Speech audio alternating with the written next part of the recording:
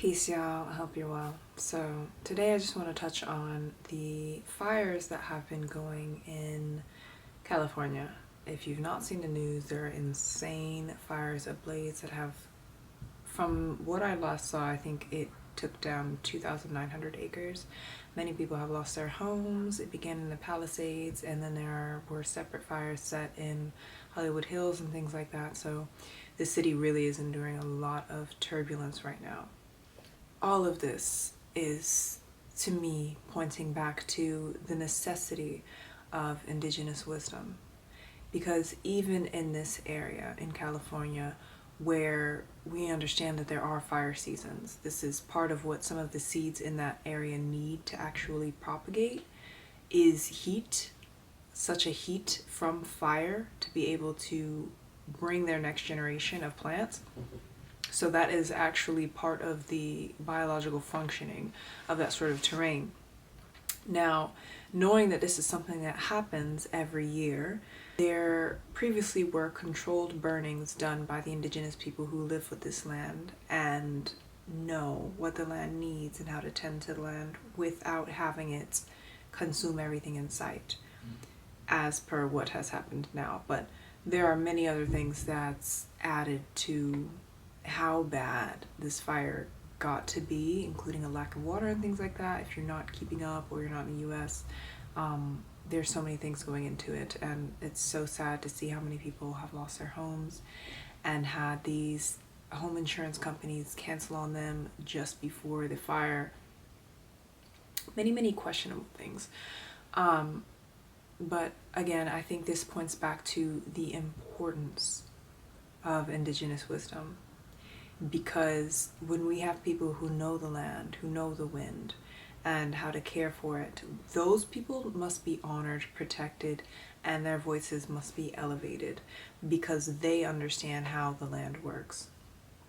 Now, many of you probably don't know because I don't really talk about it too often, but I am certified for permaculture design, which is basically designing in a way that uses biodiversity, native plants, and regenerative systems with the land. So that is farming in a way that you see the utility in everything. There's multiple uses for every plant. So doing that and layering things in a way that the soil is taken care of and the environment is kept in mind when we do our building structures or when we do our tree planting. It's so essential because it stops things like this from happening, which again, this is indigenous wisdom to know that simple things like having trees that are not full of flammable oil, okay, like the eucalyptus trees, native to an area, are going to break wind. The part of the reason this fire has gotten so bad, because I think they said they had 100-mile-per-hour winds that were escalating it. Wind that high is easily broken by trees and landforms. So it doesn't have a chance to pick up so much when it's not just barren land. So this is another reason why tree planting is so important, and knowing what trees go in what area is so important, because if not, you can have trees that are worsening the fire rather than resisting it, because the trees that are native to a certain area know, oh, I'm here and there are usually fires here, so I'm going to store a lot of water or be this certain way. They've adapted to be able to survive certain circumstances, whereas bringing a species from another country or another place and adding it to an environment it's not used to, maybe it grows and it thrives, but it's not used to, and it will become a hazard later if it outgrows the natural plants, because those natural plants are specified to that environment and they're there for a reason. So this is also in tune with the fact that there is a higher intelligence that we are all a part of, that our existence is a part of, that the mathematical precision of our heartbeat is a part of. And that power knows what plants need to go where. Always. It's very interesting because even when you start to look at certain weeds that grow in certain places, quote unquote weeds, right? These are volunteer plants, not weeds, but they grow in places because the earth is trying to heal herself there in that place. So if there's a certain deficiency in the soil, this living being that we're on, this planet, knows, okay, well, I need more dandelions here, or more neem here, because there's something lacking in that soil, or the soil texture is not right. So that's why you'll see plants who are trying to make the soil maybe a bit less sandy have very netted roots, and they're going to reach and grasp all the sand. Or plants that are in places where the soil is a bit too compact, they're going to have tap roots which go straight down and break through to very deep portions where they can access minerals and over time break up the soil. So in this life that we live, everything is trying to go back to balance, right? Balance is always what we are trying to achieve and obtain. And this is even true, just observe your own life, right? You are always striving to be more joyous or more prosperous, and then sometimes you get to the point where there can be even too much of that, and you need to be leveled out, because even too much of a good thing becomes a bad thing because it starts to overstimulate you or put you in a place where you become lazy and you don't feel good because now you're not accomplishing things in life. A lot of people who come into money and get to the point of thinking that there's no reason for life anymore because they're not connected to anything else. There's nothing that they do where they feel like they have purpose. This becomes a problem because they are out of balance. So everything is trying to return to balance, and that is the act of homeostasis. So it's just important that the people who have this awareness in a very, very deep sense, because indigenous people have this tie even more so deeply because it is so spiritual, and they understand how spiritual it is without having to be told or taught how spiritual it is. So I believe it was Einstein, when he was relating his theory of relativity, or relaying it, he was expressing how the indigenous people were the people who were closest to understanding that, literally living it, that he'd ever seen in his life. And he was so fascinated because they never went to school, they never studied, they never did all these things where he had to figure out, what was happening, and it's because they lived it. Relativity, like our relation to everything that is around us and inside of us, because ultimately everything that we see is a reflection of us and part of us as well. You can see it when you look at the veins on a leaf, how they look like the veins in your system. Or if you look up at trees in the sky, you can see a bit how the trees against the sky and the branches and the leaves look like the linings of our lungs. There are patterns here that we're all a part of. And living in this day and age where a lot of us are raised away from nature and not spending as much time outside as we used to, we forget these things. And some of us never see them and we don't understand them anymore. But the indigenous people did not lose that root. They did not lose that root. So it is so important for us to protect them, to elevate them, and to allow them to speak for the earth, because they are the voices of the earth. And it is so important that we allow her to speak through them. That is my family. That is your family. I'm Native American, so I feel it deeply. I feel it very deeply. But it is a human thing. This is our place.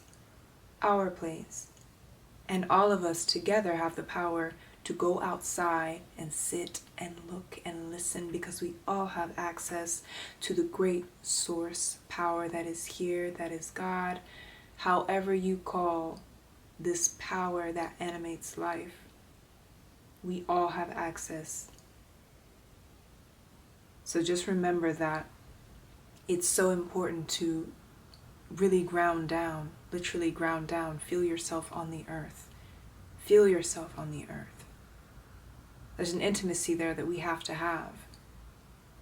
That's that intimacy that the indigenous people have had this entire time, so they see very, very clearly what's going on, where we're at, and where we need to go to be able to build a better future for humanity that is not in the direction of us basically killing ourselves with poisons and plastics and petrol. And I saw a scientist the other day speaking about how microplastics were in everything, even the air.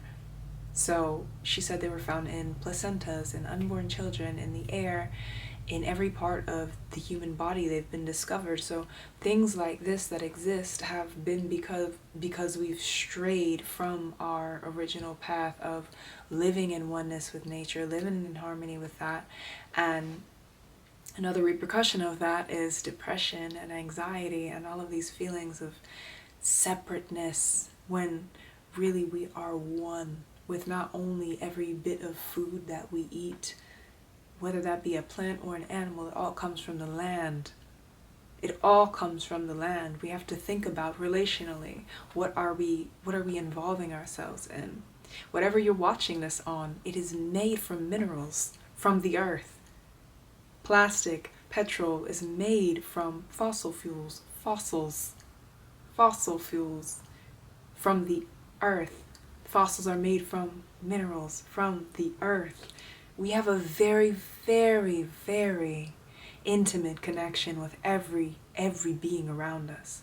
Everything. So it's important that we acknowledge that and remember that, especially in times like this where we think, it is absolutely a tragedy that this would happen and that so many people have been devastated. And also it is a great reminder to us that we cannot just extrapolate land for resources and build whatever, wherever. We have to listen to the law that exists here, and we have to watch and see how a place behaves before we decide to migrate somewhere, or before we decide to build an entire civilization in a place that does not maybe have so much water and things like that. Or just, for instance, previously when the hurricanes came, I had a family member lose a home because it was flooded, and the area that the home was built in, it was a recess in the land. So water was definitely prone to gathering there. But the people who built these houses what is the thought process when you're not adhering to the natural order of things? You're not considering, let me sit with this area and observe how it will act over the span of a year, maybe, to see really what this land does, what the wind does, what the sun does, how it works. Or even thinking about the depth of cooling and heating of a house. Where does the sun rise and where does the sun set in regard to this house? Because you may be building a house with, say, windows on one side where the sun rises.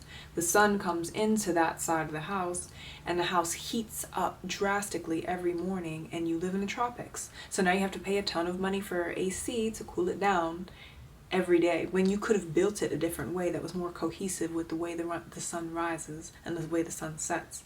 So this is what I have studied, and that's why I can, nerd out about it. It's very fascinating to me. But thinking about living systems and how we are a part of that makes every aspect of our life better, because then we understand that we are here relationally with other beings. It is not just, I'm a human, I'm going to do this today, I feel like doing this, with no repercussions. Like, we have to always consider the ways that we should do things, and indigenous people know these ways so through and tried and true. So it is so important that we honor them, we respect them, and we allow them to speak.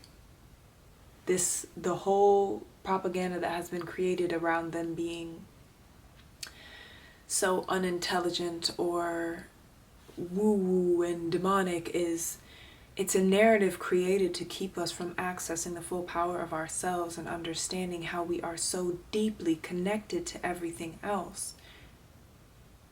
These are the smartest people I've ever met in my life, Indigenous people. The smartest people I've ever met in my life. And I've been around so many different kinds of people. Do not be fooled. It's holy. Where we are right now on this earth, it is so holy, and we are here together. And there's a way to go about it that makes things immensely more beautiful and immensely more abundant. And we can do it in a way that is still aesthetically pleasing and tech forward and all of these things together. So I just want to remind everyone in this time, Indigenous wisdom is so important. And we have to honor that and defend that. Defend the sacred. I hope this finds you well, as always, and peace be with you.